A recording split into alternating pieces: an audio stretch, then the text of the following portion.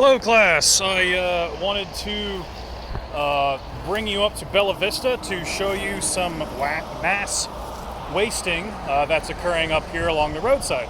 I am just down from the Missouri border, so right up there is Missouri.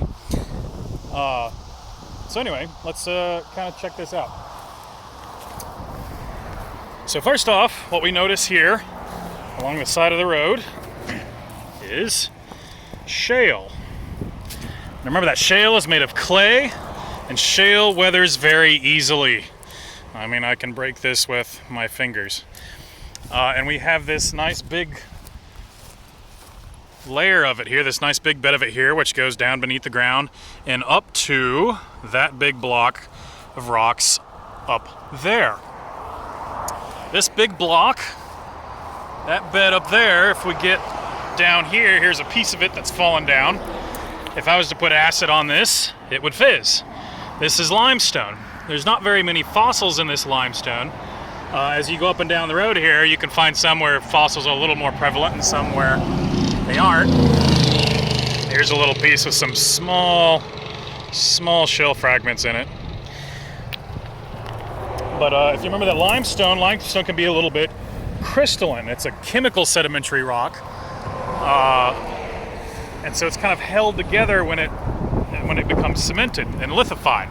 So it can form these nice big blocky layers versus shale, which just weathers and erodes very easily. You rarely see big blocks of shale. In fact, when you do, you typically say, well, that's not even shale, that's more of a mudstone or a siltstone. But we can see if I were to walk up under there, and let's do that real quick.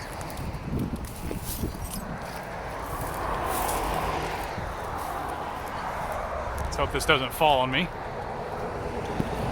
How it's weathering out from underneath this limestone. So this weathers more quickly. This is differential weathering, and these big blocks of limestone will fall off as a mass wasting event. So this is a rock fall.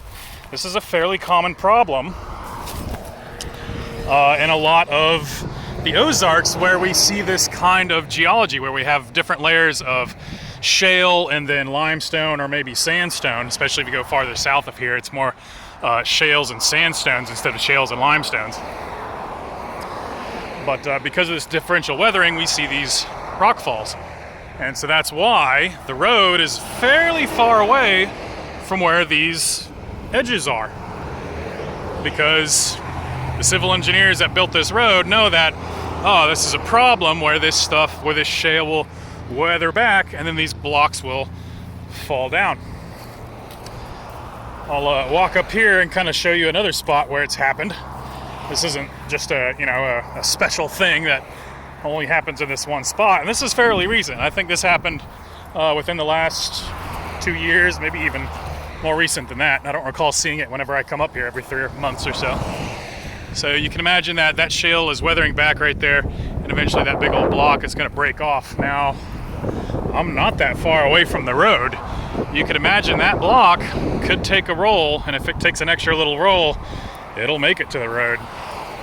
So you future civil engineers, be aware of this type of stuff.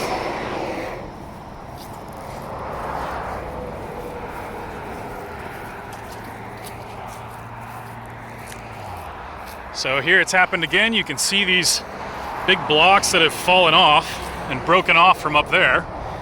And underneath that is, again, there's all that shale. Now as I walk along here, you notice something else. Where this erosion has happened, there's fewer plants, right? We can see more shale in through there, but this whole section I just walked across, there's a lot more plants.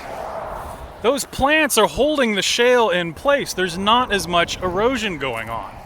So plants are a good thing.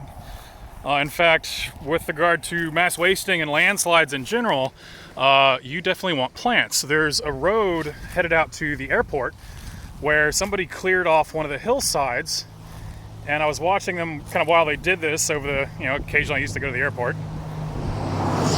And I wondered if they're not going to do something about that hillside's just going to slough off into the road that goes out to the airport. And luckily enough, and wisely enough, they put up a bunch of riprap, a bunch of huge boulders on this hillside to kind of keep it there from having a mass wasting event. So good on them. Why do we care about this kind of stuff? Well, if you watch the documentary that I typically have you guys watch, it's fairly obvious why mass wasting is an issue. But what about here in Arkansas? So here in Arkansas, landslides don't really kill people that often, but they can cause a lot of damage. You can imagine if the road was closer here that this would shut down the road. Well, that's going to cause a lot of economic damage just in, lost commerce going between here and Missouri.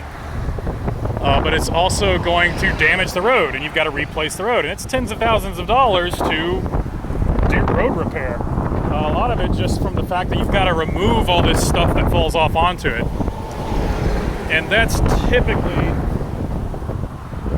one of the big issues here in Arkansas is you have mass wasting events in far more rural areas where the roads are only 2 lanes and they're just kind of going along mountainsides. And somebody may go out there and log the mountainside, and now all of a sudden there's no vegetation there on that hillside, and it'll slough off down across the road. Typically on any given year, Arkansas spends about $5 to maybe $20 million, $20 million being kind of on the higher edge of things. In fact, $5 million. I think most years it's about $10 million dollars on repairing mass wasting events, on repairing landslides. That's a lot of money. That's probably means about every year you pay about $10 or so, the average taxpayer maybe, if I'm just kind of guessing back in the napkin math, about $10 a year or so on your taxes repairing stuff like this. Just thinking about that there's 3 million people here in Arkansas, and maybe half of them are taxpayers. So $15 million of damage, everybody that year that's a taxpayer is paying $10. So it's a problem. They could be spending that money elsewhere. We could be spending it on schools. We could be spending it on, paying firefighters and police officers or what have you.